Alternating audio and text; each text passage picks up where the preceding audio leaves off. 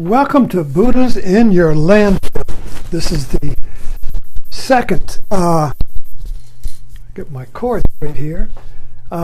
This is series number 2 in my redesigned Facebook and YouTube videos on Buddha's in Your Landfill, which is finding the Dharma or teaching or wisdom of Buddha in your everyday life. And so basically I realized this morning that I'm basically just sharing my experience of Buddhism, plain and simple. It doesn't need to be a philosophy or abstract or difficult. It's wisdom in your everyday life. So it's not what you see, it's how you see that's important. Excuse me. So today we're going to look at time and the wheel of samsara and the Dharma wheel. So we're going to take this primary principle of Buddhism and try to put it in terms of the treadmill. You know, the hamster on the wheel. We all know what that is. The hamster, the feeling of that you're on a hamster wheel or on a treadmill and you can't get off.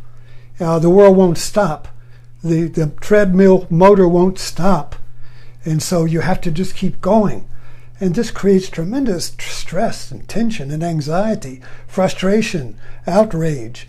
We can't stop it, you see. And so we want to take a look at this. It's called the treadmill is a metaphor for the wheel of samsara, the wheel of birth and death.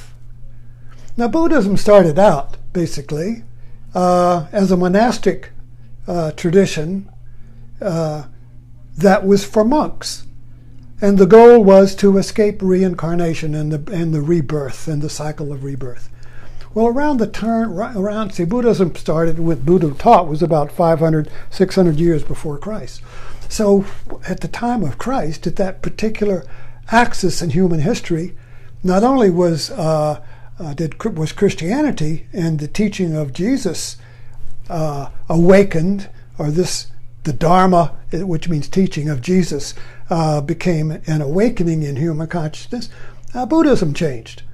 And it went from the monastic tradition, which is called Theravada, or Little Fairy, to Mahayana, or the Big Fairy, that included everyone. And the central premise or principle of the Mahayana Buddhism was that the wheel of samsara, the wheel of the world of suffering, in the Dharma wheel is the same wheel. Samsara and nirvana are one, which is like saying earth and heaven are one, which is exactly what Jesus said when he said, I and the Father are one. Or when he said the kingdom of God is here now, but you just can't see it. So the Dharma, the nirvana or the Dharma is here now, but we can't see it. So I wrote up here, I'm okay, you're okay. I'm okay, the world is okay. Is the awareness that I'm at home in the world. I'm no longer at war or an argument with the world, my own experience, or my life. So let's take a look at this wheel for a moment. And as you can see here, it's spinning on ignorance. There's no traction. That's the feeling of the treadmill, the hamster wheel. I'm on a wheel, but I'm not going anywhere. It's kind of like when you're on the treadmill, and I have one sitting over there, but I don't have a little video. If you get up, this is an old one, but if you have a modern one, you may have a video screen there, so that you can get on the treadmill and you turn on the video and you might be on some mountain trail. So now you're running on this mountain trail and look at the scenery and wow, I'm really going somewhere, wow. But at the same time, there is an awareness that you're not going anywhere. So you may get really involved in the video, but at the same time, you're not moving. So the awareness that you're not moving is the center of the wheel, or now. Okay, so the wheel, every wheel has an axis, every wheel has a center. Stick an axis through it and it will move. If it doesn't have an axis, if it falls off the axis of the cart, boop, or the chariot, it falls over. So there has to be this center. Now, we live in the modern world, we live in on the rim. Now, what shifted in Buddhism from a effort to be free of reincarnation shifted to a psychological level, or a deeper interior level, where what you want to be free of is not birth and death of the body, but birth and death of mental states. Birth and death of mental states, which we all know and experience as negativity. 1 minute I'm angry, the next minute I'm happy. 1 second I'm anxious, the next minute I'm okay. 1 minute I'm a little irritated, the next minute I'm furious, I'm in a panic attack. We go from mental states to mental states, which is living on the rim, living on the treadmill without the center. So what's on this rim is time, or thinking. Thinking is time. I remember the first time I encountered that idea. The idea is not a thought. The idea that I am not my thought. I was in my 20s. And I don't know, I had been studying philosophy and works, for early 20s. I'd been studying Thomas Merton. I'd been involved in this seeking. I hadn't discovered Buddhism yet. But I remember the awakening thought, the awakening idea that I'm not my thought. And I still remember that idea. You are not your thought. But our modern world conditions us to believe we are our thinking. Even the idea, think outside the box. Well, Buddhism is outside the box with no thinking, but you still know where you are. So thinking is, if you ever look at thinking, it's all about past and future. We can't even, we think about, the non-dual philosophies, and Eckhart Tolle is in, Ram Dass, be here now. Well, then I'm going to try to be here now. That's thinking. Because if I try to be here now, the now I'm trying to be in is in the future. If I were now, there'd be no trying. If I were now, there would be no effort to be now. So all effort, all will, all struggle, all strife is thinking.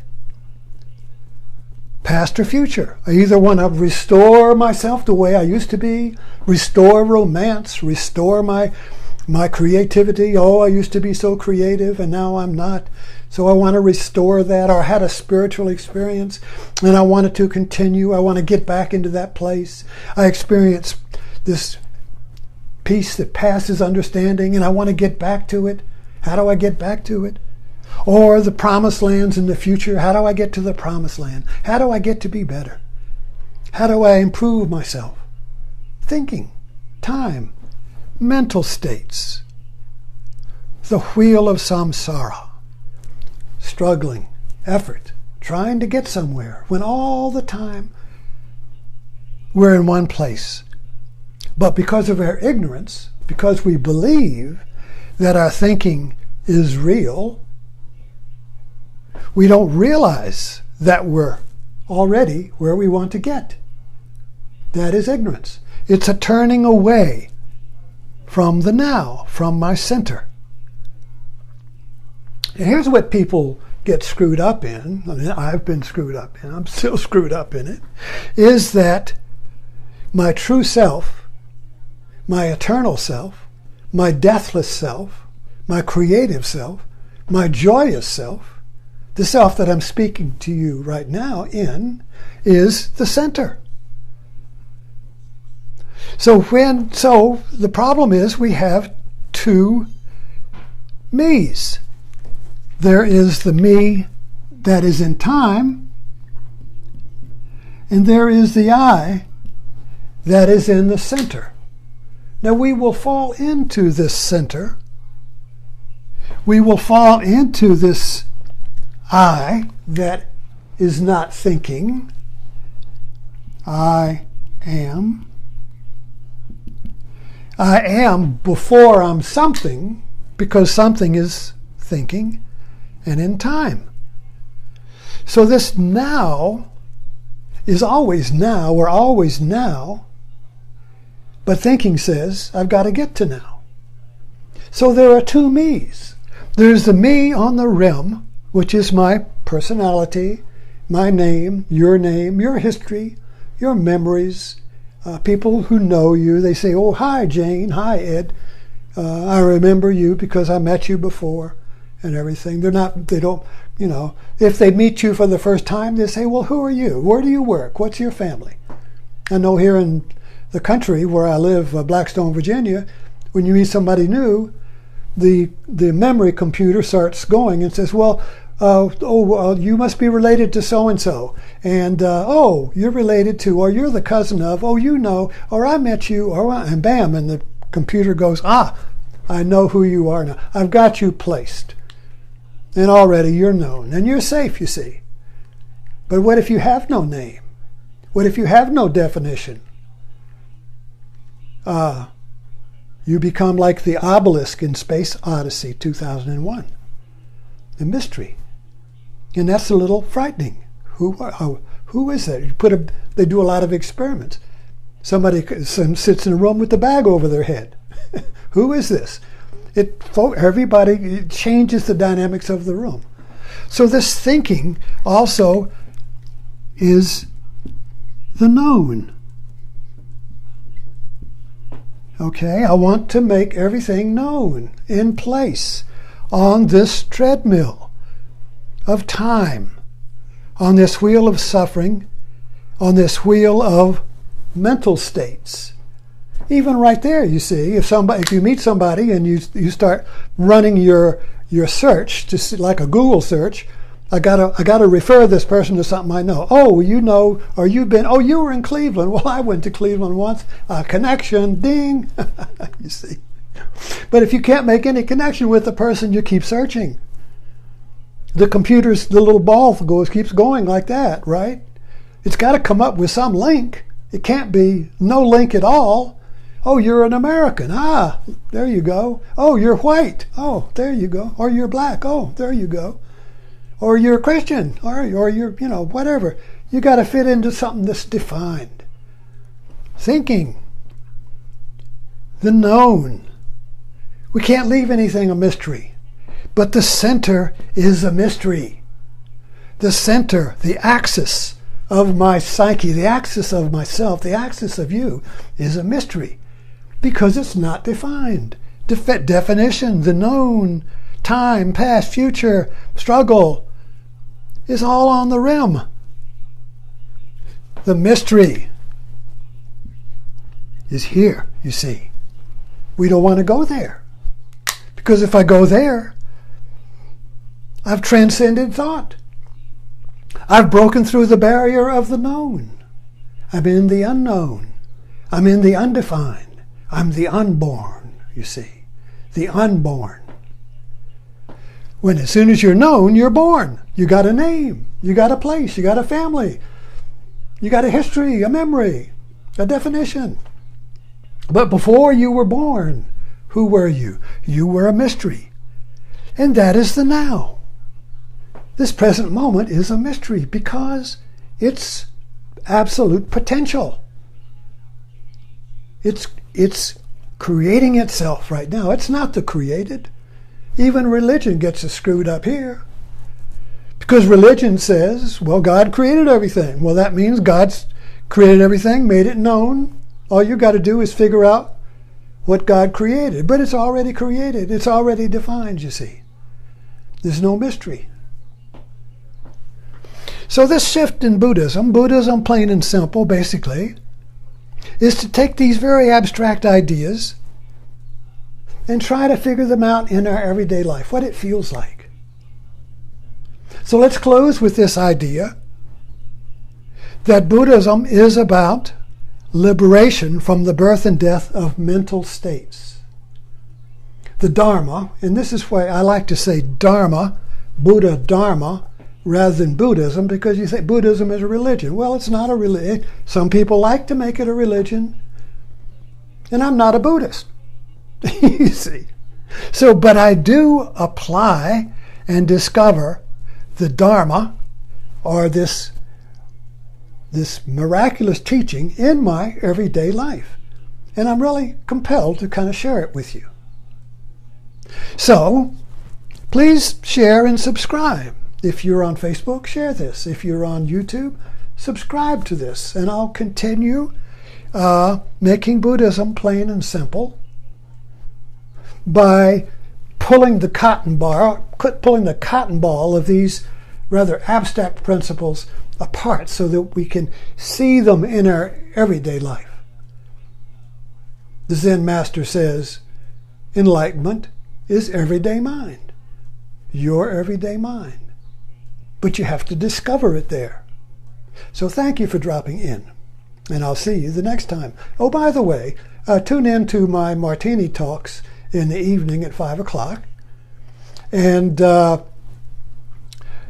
forget to share and subscribe.